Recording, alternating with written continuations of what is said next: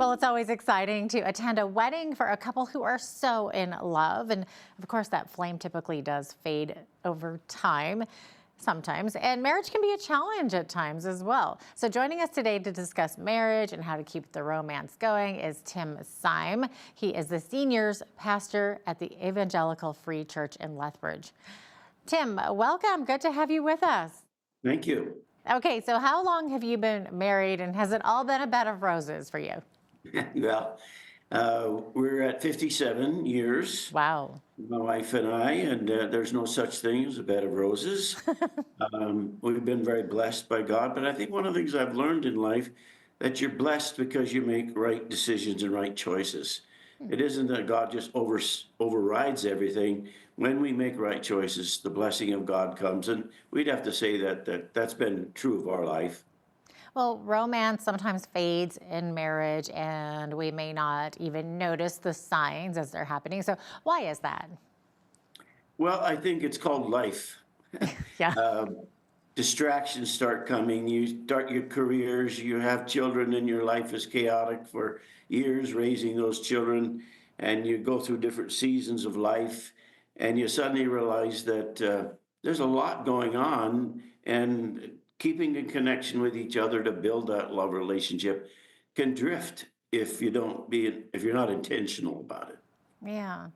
So, once you do notice the signs, how should a couple respond to that? What are some of the keys to keeping the romance going? Well, I think you have to realize again what season of life you're in, because when you're just newly married, the romance isn't that hard because you're just coming out of a dating and engagement time and you just slip into your marriage and you keep developing that. But other responsibilities do come and you get busy. And when you get busy, something sacrifices in that. So I think you've got to make the decisions to how you're going to directly keep that going. And somebody told me years ago, well, it's very simple. You just throw another log on the fire, and the fire will keep burning. It doesn't have to go out. And I think that's a kind of a practical way of looking at what log do you need to throw on there right now? Do you need to get away? Do you need to read? Do you need to learn something? Do you need to change your schedule in some way? Okay, I was going to ask you, practically speaking, what would that look like? But those are some good examples there. And would it maybe be a good suggestion to do something that you used to enjoy doing together while you were dating to maybe rekindle that flame? Yes, if that's something that's still practical for you. When we were dating, we loved to go to Nat Park and ride the roller coaster all day. Well, when we were 40, that wasn't quite the rush um, in that same way. So you look at where you are and what kinds of things would you enjoy at that point in life, and make sure you just plan them in, because if you don't plan it, it just doesn't happen. Yeah. And, some marriage experts say that one of the most important things for a woman in marriage is for the man to make sure that he spends quality time with her and communicating with his wife. Is this true in your experience? And what are some ways that a man can do this? Oh, communication is, absolutely essential. If you don't have communication, you can't resolve anything. You can't solve anything. You can't move ahead in anything. So learning the skills of communication is essential. The marriage gurus talk about communication being words that are used, tone that's used, and nonverbal that's used, and they all have different percentages. But the thing that I think is interesting is they all say the same thing, that if your nonverbal is one thing and your words are a different thing, the nonverbal wins. And so you have to start learning how that communication and every relationship's different, in the sense of learning what works for me, what works for my wife, and then intentionally doing those things. Yeah, no, definitely. What about doing something like a double date with another couple? Well, that's always a lot of fun. We used to do so much of that when we were dating. I think it's still valid at any stage of life when you have friends that you can go out that you enjoy being with, because what it does, it just expands everything. You got four people interacting, inputting into subjects and ideas and thoughts. We just finished a Zoom call with our friends we used to double date with in high school. And it's just like we were all back in high school. We all look older, but just doing that Zoom call, we laughed about things that we experienced and talked about things we're facing right now. And that interaction with different people is extremely valuable. Yeah, it really is. It can be really fun to do that as well. So, I mean, we've also heard that, one of the most important things for men is to be respected. So, what does that look like, practically speaking? Yeah, that's that's something right out of Scripture, out of Ephesians, where it says, respect. And men are very vulnerable people. And when there's a sense of not being respected, um, that's a wound.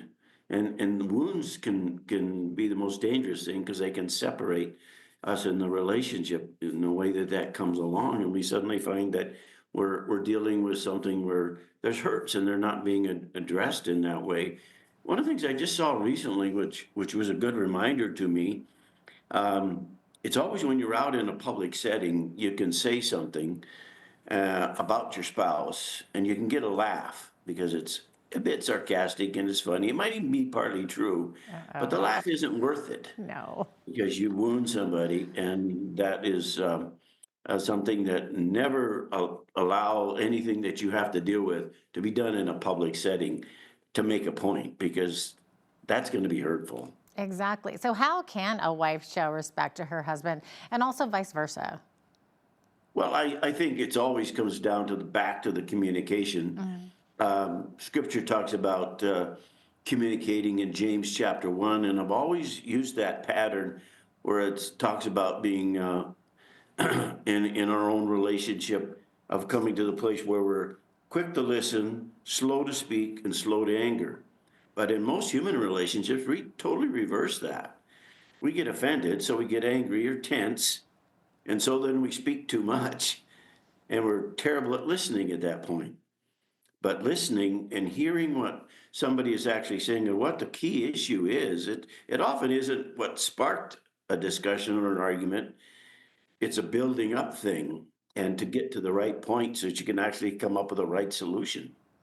That sounds hard, though, too, like practically So speaking. it's work. It's Yeah. work. And it seems like a daily thing as well. Sure. Yeah. I think there's a tendency in marriage to take the other for granted too Mhm. sometimes. So, how can we remember to notice and honor our spouse? Yeah, that takes pretty specific attention to keep at it, because everything else will be there to kind of draw away from that. But we have to remember that there's actions, and actions really are what produce the feeling of love. That's what Corinthians talks about. Be patient, be kind.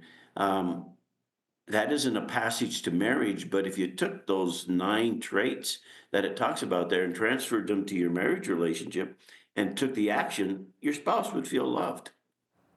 Oh, wow. And then, of course, disagreements come up in marriage. It's inevitable. So, and it, sometimes can end up in an argument. So, how can we deal with disagreements in a way that doesn't end up with angry words? Yeah, and you have to develop your awareness of each other, of how to communicate to your specific spouse, because that's different. Some people can argue and it's just no point. Other people can argue and it's destructive because Mm-hmm. the spouse, just one of them, can't handle that. If Yeah. it's going back in the past or time or way they were treated in different ways, but it's coming to that place where you have to really make sure you find the time to deal with something and define again what is that issue, and give it a very specific focus, or else you just start throwing in stuff that can't be solved because it's from months or years ago, and then you've lost track. Yeah, good point. So, how important is it for couples just to do some kind of activity together? Perhaps a walk, playing sports, whatever, dancing lessons. Yeah, it's always a great thing to find out what season you're in and what do we enjoy right now. And if that's a travel, or if that's just a relaxation day, or if that's just doing a particular thing, going out and being with people. We have our kids and our grandkids, and our greatest joy is just to find occasions when we can be with them and see and hear what's happening in their lives. It charges up both of us in the sense of, you know, keeping a focus on our own relationship as we watch them developing their relationships at different seasons of life. Yeah, definitely. You're quoting a lot of scripture there, and I'm just curious. What about spiritually speaking? Should couples, is it helpful for couples to spend time doing devotions together or praying together? Like, how can that work in today's busy world? Yeah, busy is the word, and I think if you just look at the reality, the Bible isn't a marriage manual, but when it speaks about human relationships on any level, if you take those directions to human relationships and took that into the most important human relationship, which is your spouse, you would see dramatic um, input into your lives right away. There's an old illustration that's been used often. I've used it in premarital counseling of the triangle where the spouse and the husband are just at the bottom, and then God is at the top of the triangle. But as you move up the triangle towards God, guess what? You're moving closer to each other. And that spiritual foundation, and I think my wife and I would both say, because of the backgrounds we came from, the only reason we're still having a great time at 57 years, which you don't plan when you're 21, but suddenly is there, is because we continually individually move towards God, and that moves us towards each other. And it's still true after all these years. Yeah, it's kind of like that threefold cord is not easily broken, right? No, that's so interesting. Any final thoughts or final advice for couples who are having some marriage struggles? Well, I've always approached it from a don't just stand there, do something. If any of us woke up in the morning and we had a lump in a place where it shouldn't be, we would take action. We Mhm. would call a doctor, we'd go get help. But when it comes to relationships, people just seem to think, oh, it's going to go away or it's going to get better. But the resources are unbelievable in this day and age. There's no shortage of resources, and you just have to take action. You have to learn where can I go to get the resources. And once you start doing that, you're going to get the benefit of it. So do something. All right. Well, thanks so much for your time and for your great advice today, Tim. Appreciate having you on. Oh, my pleasure. Good to be with you. Tim Seim is the seniors pastor at the Evangelical Free Church in Lethbridge.